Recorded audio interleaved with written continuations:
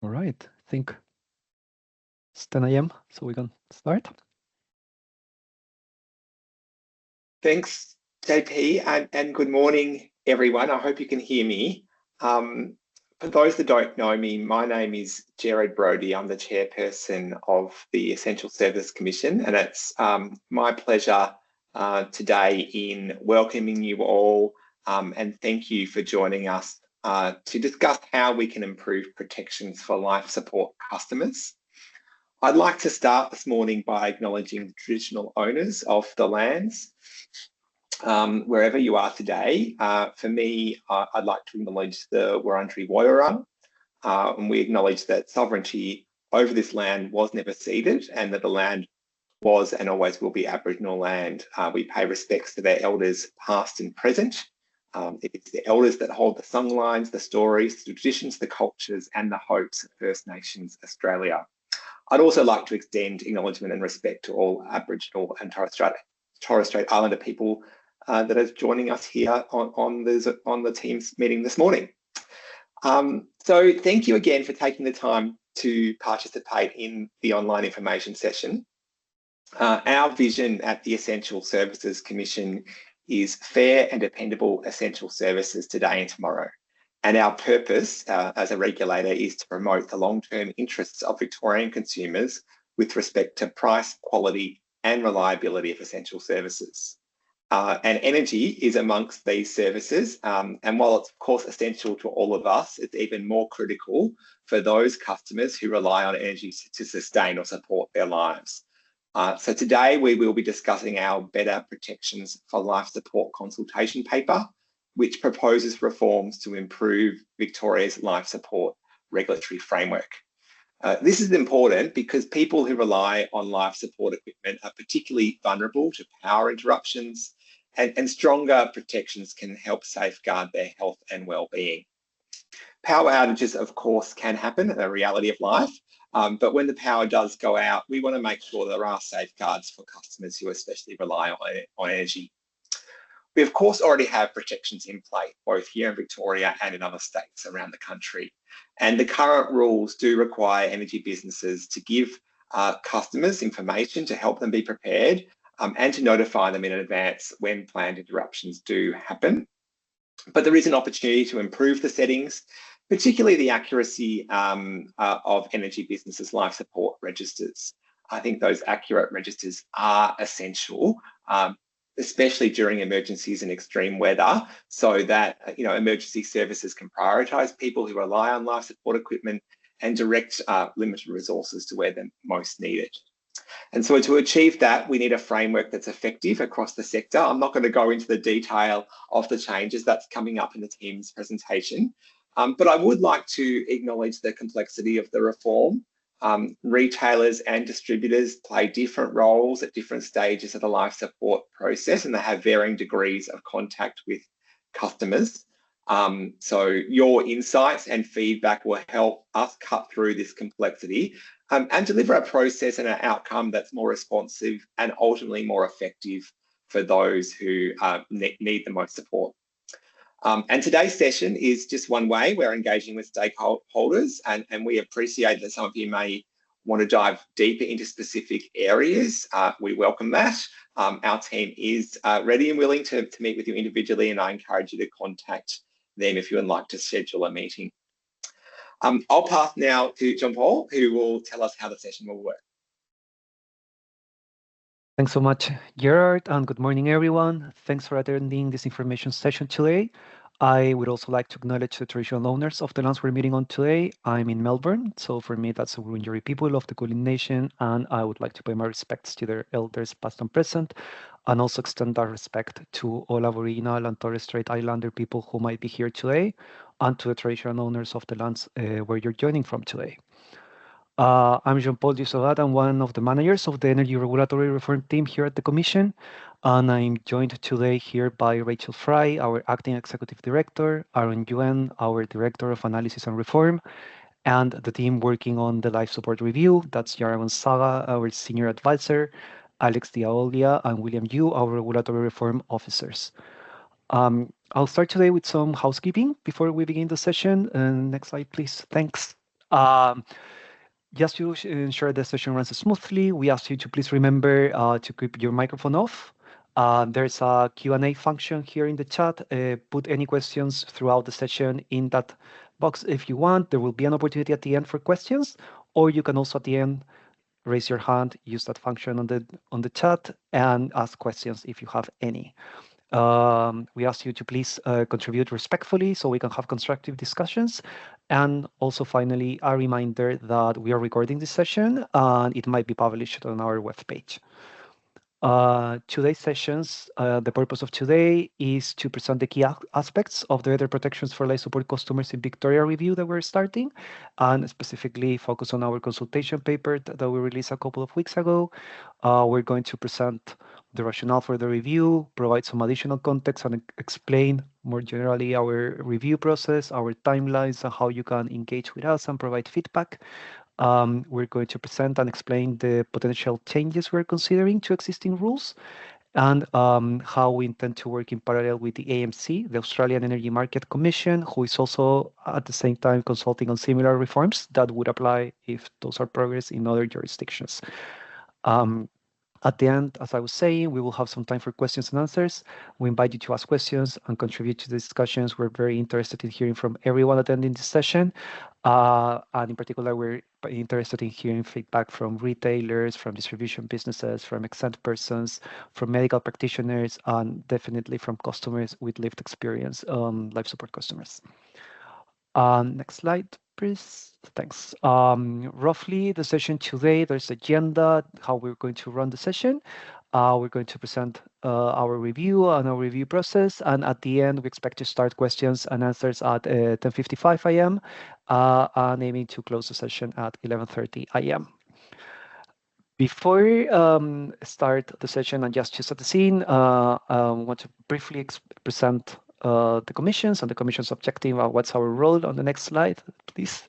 Thanks. As Jared mentioned, the commission's objective is to promote the long-term interest of Victorian customers with respect to the price, quality, and reliability of essential services.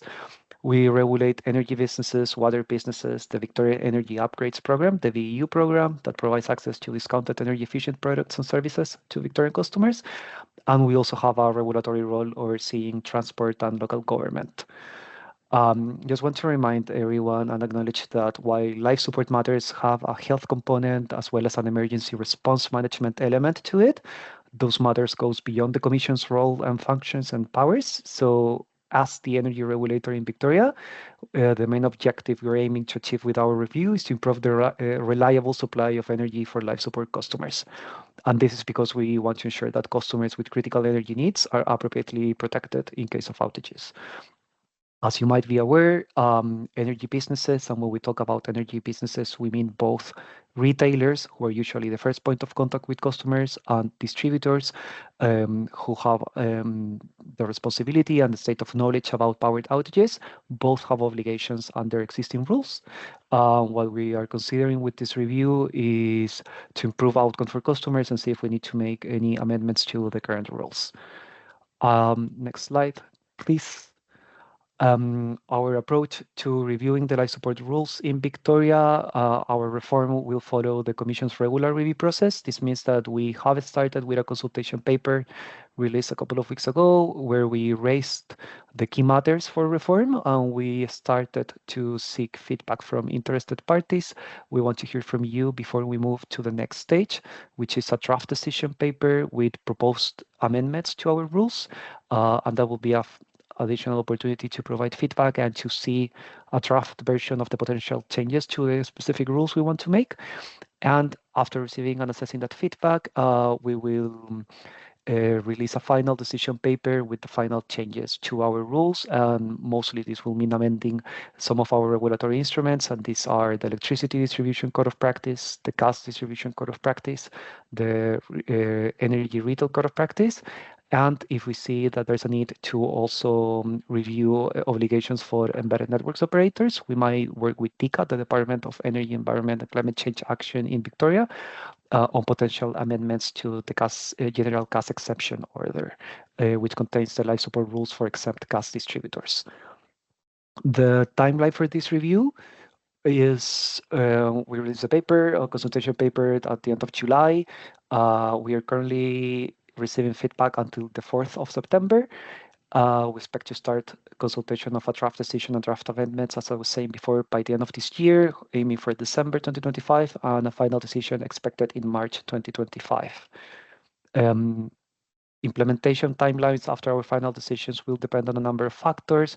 We will consider all the feedback on implementation too, but just want to emphasize that we will assess and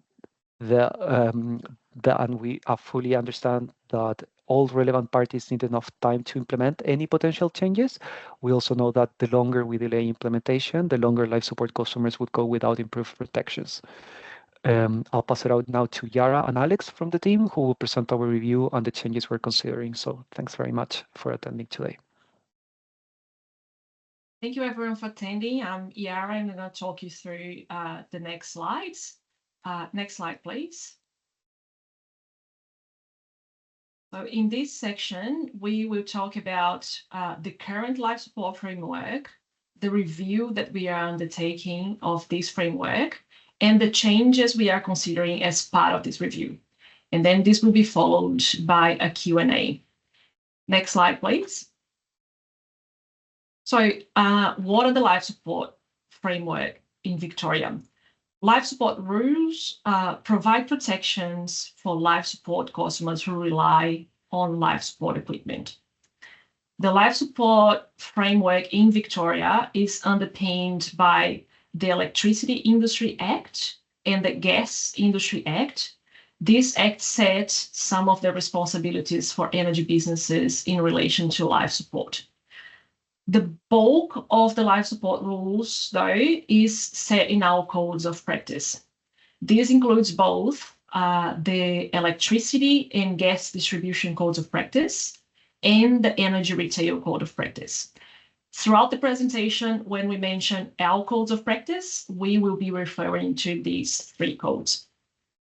And finally, as Jean-Paul mentioned just before, the Gas Exemption Order 2025 also contains the life support rules that are applicable to exempt gas businesses. We are not responsible for this order. The responsibility sits with the Minister for Energy and Resources. So if any changes are required to this instrument, we will work with the Department of Energy, Environment and Climate Action to enable them. Next slide, please. So who are we referring to when we talk about life support customers? So the Victorian life support rules currently differentiate between life support residents and life support customers. Life support resident is the person who requires life support equipment. Our life support customer is the energy account holder for the household where the life support resident lives. So the life support resident can be either the same as the life support resident or someone else in the household. You can see that the definition of life support resident is attached to the definition of life support equipment. The list of life support equipment includes, amongst others, oxygen concentrators, kidney dialysis machines, CPAP machines, and ventilators. This list is non-exhaustive, and medical practitioners can nominate any other equipment requiring electricity or gas that is required for a life support resident. Next slide, please. So what are life support customers actually entitled to under the rules? There are four main protections. The first one, they cannot be disconnected for non-payment. The second, life support customers must receive at least 4 days notice about planned interruptions for electricity. A longer period can be arranged at customers' request, but this extension will be granted depending on whether the longer period notice is reasonably necessary and on whether it can be accommodated by the distributor. For gas, there is a blank 10-day notice that applies to all customers. The third protection is that life support customers are entitled to a 24/7 emergency contact number for distributor and retailers.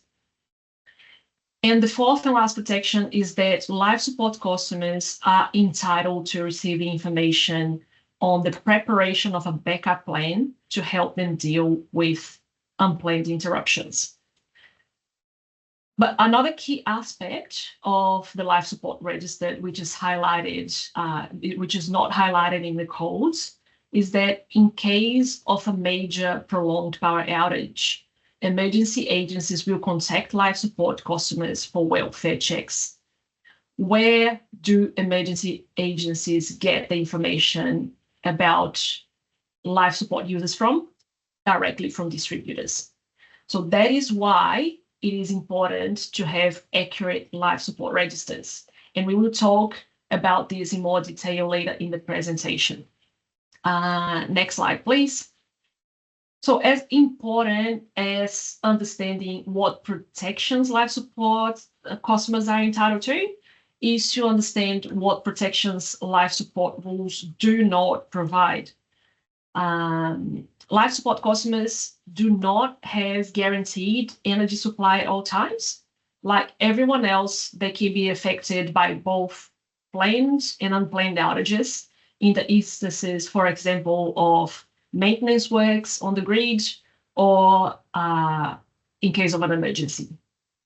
Also, on the second box there, life support customers do not have prioritized reconnection following a power outage.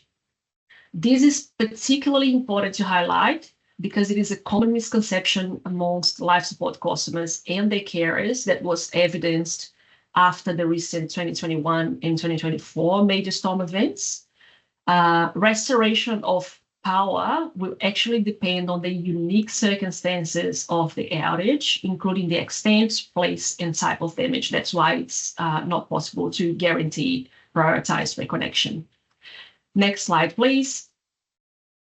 So what does the registration process for life support customers look like? Once the customer calls the retailer, distributor, or exempt person to notify that they require life support, they get added to the register straight away. Life support protections start from this point without the need to provide a medical confirmation. To maintain the registration, the customer needs to provide medical confirmation within 50 business days, which can be extended at customer's request. Energy businesses will send 2 reminder notices about the need to provide medical confirmation. If after these 2 reminder notices, medical confirmation is not received, businesses can send the customer a deregistration notice. And if medical confirmation is still not received after the registration notice, businesses can deregister the customer. And I say can because, as we will discuss a little bit later in the presentation, deregistration is not mandatory. And this is one of the matters that we are seeking to change and want your views on. Next slide, please. So here are some of the triggers for this review. The 2021 and 2024 major storms that led to prolonged power outages highlighted that the current life support framework needs updating so that life support customers can be better protected during energy emergencies.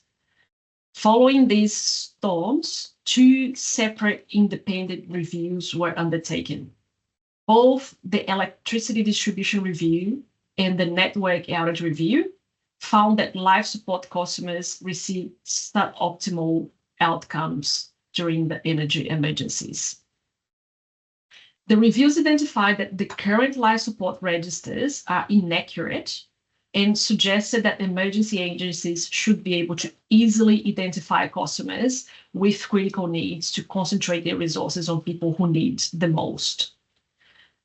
Both reviews recommended a reassessment of the life support registration and the registration processes to increase accuracy of the life support register. And additionally, The Network Outage Review recommended that we work with the Energy Charter's Better Together Life Support Customer Initiative to implement a national approach to improve outcomes for life support customers. So the Better Together initiative resulted in the Better Together rule change request to the Australian Energy Market Commission. This is on the slide as AEMC at the bottom of the slides. Our consultation paper builds on this rule change request to the AEMC. This was a way that we found to review the life support rules in Victoria in a way that reduces burden on our stakeholders and in an attempt to get consistency across jurisdictions to the extent possible, as recommended by the Network Outage Review. This takes me to the next slide, please. So in this attempt to achieve consistency, we are running our consultation in parallel with the AEMC. Our consultation paper is very similar to the AEMC's paper, as they're based on the same Better Together rule change request that we mentioned in the previous slides. To reduce burden on our stakeholders, we will accept the same submissions that are provided to the AEMC. And the extent to which we will achieve consistency will actually depend on the feedback that we receive from our stakeholders. Next slide, please. So after some background, we are going to talk about the consultation paper itself. Next slide, please. Our consultation paper is structured around 3 themes. They are the 3 colored boxes in the middle of the slides.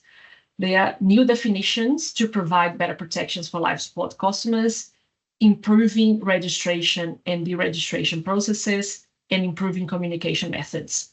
We also have an implementation section that cuts across all those 3 themes. Next slide, please. First theme, new definitions. The current framework does not differentiate between critical and assistive customer needs. And also, under the current framework, distribution businesses are required to provide information about life support customers to emergency agencies during prolonged power outages. So what does that mean? This lack of differentiation poses challenges to emergency agencies who use this list of life support customers managed by distributors to identify customers that need assistance during emergencies. The lack of a mechanism to identify who requires critical help may lead to delayed support to those who need the most and to inefficient use of strained emergency resources. Also, being unable to differentiate customers with critical needs prevents distributors from supporting those customers with the development of a backup plan. Next slide, please. We are consulting on a range of new or updated definitions in our framework. The most substantive change is to introduce new definitions of critical life support equipment and assistive life support equipment. As we indicated in the previous slide, this differentiation is meant to enable businesses and emergency agencies to identify the critical few life support customers under pressing health threats during power outages. This differentiation could also help energy businesses target customers that rely more heavily on energy to provide them with support for the development of a backup plan so that they can be better prepared and know how to act when the power does go out. The other changes to definitions that we are consulting on include a new definition of life support user. We already have an equivalent definition in Victoria, where life support resident is the person who uses life support equipment. So we are consulting on whether we need any changes to this definition. The next change is an updated list of life support equipment, from which the definitions of critical and assistive life support equipment would draw from. And we are interested here in understanding whether this is appropriate or whether we should have two different lists, one for assistive and one for critical equipment. We're also consulting on a new definition of medical practitioner to give clarity to customers about who can provide confirmation of life support needs. And finally, a new definition of nominated contact person who would receive notification about power outages. This is in addition to the life support customer. We are seeking, just see the previous slide, please. We are seeking feedback as to whether these changes are appropriate and whether we need to consider changes to any other definitions. And I'll now throw it to Alex, who will talk about registration and deregistration. Awesome. Thank you very much. So our second theme involves registration and deregistration processes. So the current framework has some rules that were identified for review and improvement. So when it comes to the register, we've identified 3 points where we believe reforms could make substantial improvements in its accuracy. These are the points we're going to focus on under the registration and deregistration theme. So the current framework allows for someone to register as a life support customer without having to provide medical confirmation upon registration. Customers have 50 days to provide medical confirmation, and they can ask for an extension. After these 50 days, and after following a detailed deregistration process, businesses can deregister customers without medical confirmation. However, there is no limit on the number of times that customers can be registered for life support without providing medical confirmation up front. This means that even if businesses do deregister customers for lack of medical confirmation, customers can request to be re-included in the register. The rule change proposal actually highlighted a significant number of customers who have been registered and deregistered 5 times or more.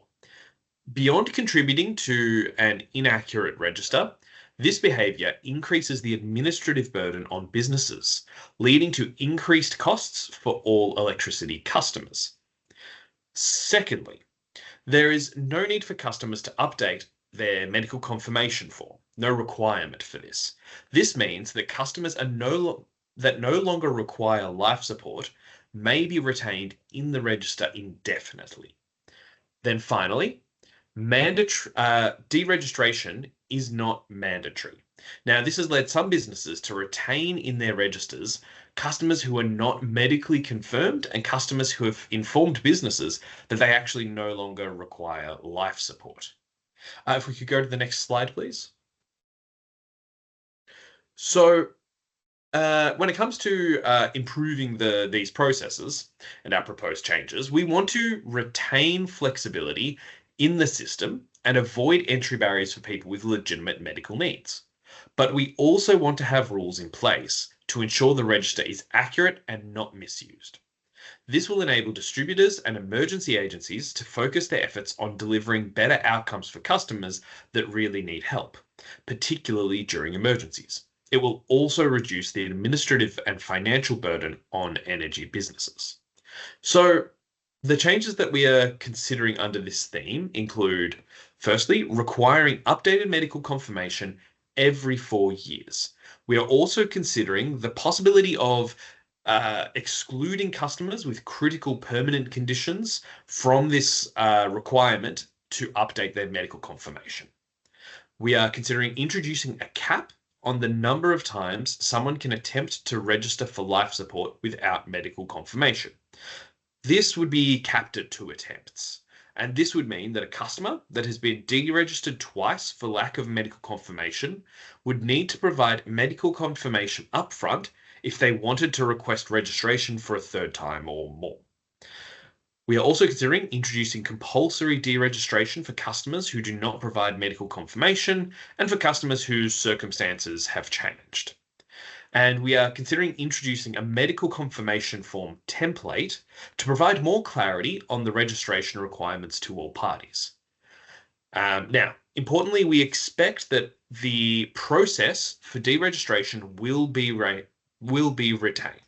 Now, this includes the 50 days to provide a medical confirmation, which can be extended if requested by customers, and the need for reminders and deregistration notices to be sent to customers before the deregistration takes place. We're not expecting changes to those processes.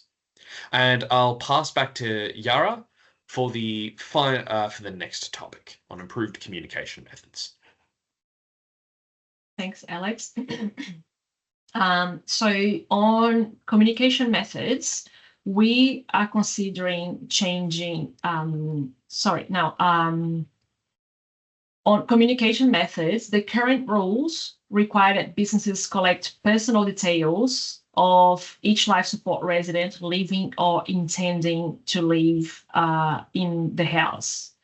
So when it comes to notification, electricity customers can choose to receive electronic communication in addition to hard copies. Gas customers, though, do not have this option, which means that it may take longer for customers to receive information about power outages. On this point, a 2019 report by the Australian Energy Foundation found that most customers preferred to receive information about power outages through electronic communication.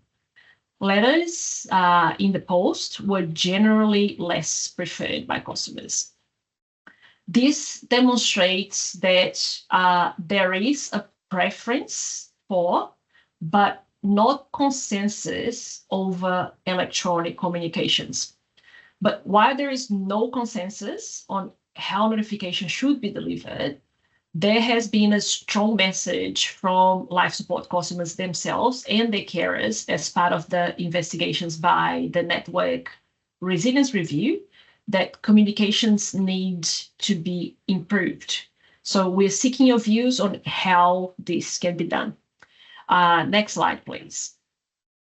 The changes that we are considering are to explicitly allow the nomination of a secondary contact person to receive notifications about outages, and this person would be notified in addition to the life support customer. The second rule change would be explicitly allow the use of electronic communication methods if this is the customer's preference. And this would be in addition to postal communication. These changes are expected to make communication with customers more efficient by reaching customers in a way that they're more likely to engage with and respond to. And we acknowledge that there may be some implementation challenges involved in this. And we will need to consider those, such as the nomination of a secondary contact person in circumstances that involve family violence. And we would really appreciate your views on this. Next slide, please. Thank you. So as I mentioned in the previous slide, this implementation section of the consultation paper cuts across all the three themes. If the changes are adopted, if the changes that we are proposing are adopted, we want all parties to have sufficient time to adapt to and to implement these changes. This includes giving enough time for life support customers to obtain a new medical confirmation, for businesses to adjust their processes and systems, and for medical bodies and practitioners to get across the changes.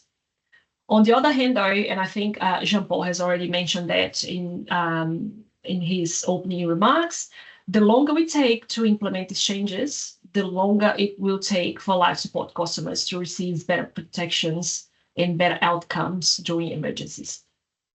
We want to hear from you about what is feasible and whether there is an opportunity to introduce a staged implementation approach to expedite some of the changes. Next slide, please. This is around the implementation timeframe, and the timeframes that we're consulting on will look like this timeline. When rules come into effect, all life support customers will be considered as assistive life support customers. Within 18 months from the introduction of the rules, businesses would have to do 3 things. Confirm if registered customers meet life support requirements, deregister customers who did not provide medical confirmation, and make all system changes required in response to the new rules. Within 4 years, registers should be updated with all customers having submitted a new medical form template. This, just emphasizing, is an initial implementation timeframe, and we want your input on how we can make it work well for all parties, having in mind the need for improved outcome for life support customers. Next slide, please. So before we jump into the Q&As, we have some questions here on the slides that reflect at a high level the questions that we have in the consultation paper. We're keen to hear your thoughts about them, but we're also happy for you to pop your questions into the Q&A too.